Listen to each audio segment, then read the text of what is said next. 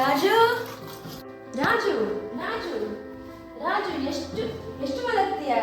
ಗಂಟೆ ಆಯ್ತು, ಬೇಗ ಎದ್ದೇಳು. ಇಷ್ಟು ಬೇಗ ಬೆಳಗಾಯ್ತು ಅಮ್ಮ. ನಾನಿಂದ ಸ್ವಲ್ಪ ಮಲಗ್ತೀನಿ. ಎದ್ದೇಳು.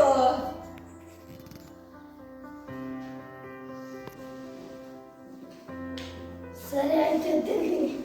ತಿಂಡಿ ಕೊಡು. ಇನ್ನು ಚಾಪೆಯಿಂದ ಎದ್ದೇಳಲಿಲ್ಲ, ತಿಂಡಿ ಅಂತೆ ತಿಂಡಿ. ಈಗ ಹೋಗಿ ಬ್ರಷ್ ಮಾಡು, ಹೋಗು.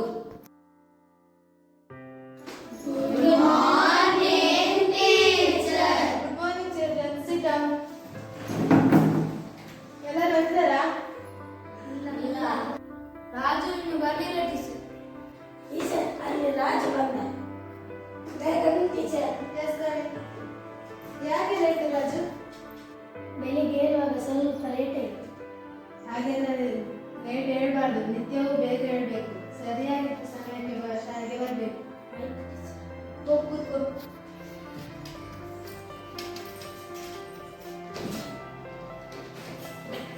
ಮಕ್ಕಳೇ, ಇವತ್ತು ನಿಮಗೆ ನಾನು ಆರೋಗ್ಯಕರ ಜೀವನ ಶೈಲಿಯ ಬಗ್ಗೆ ಹೇಳುತ್ತೇನೆ.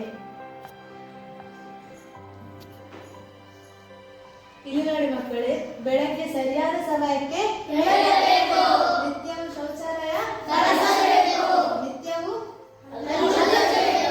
ಪ್ರತಿದಿನ ಯೋಗ ವ್ಯಾಯಾಮ ಮಾಡಬೇಕು. ಸರಿಯಾದ ಸಮಯಕ್ಕೆ ಆಹಾರ ಸೇವಿಸಬೇಕು. ಜಂಕ್ ಫುಡ್ಗಳನ್ನು ಸೇವಿಸಬಾರದು. ಇತರರಿಗೆ ಸಹಾಯ ಮಾಡಬೇಕು. ಮಕ್ಕಳೇ, ಈ ಪಾಠದಿಂದ ನಿಮಗೆ ಏನರ್ಥವಾಯಿತು? ಟೀಚರ್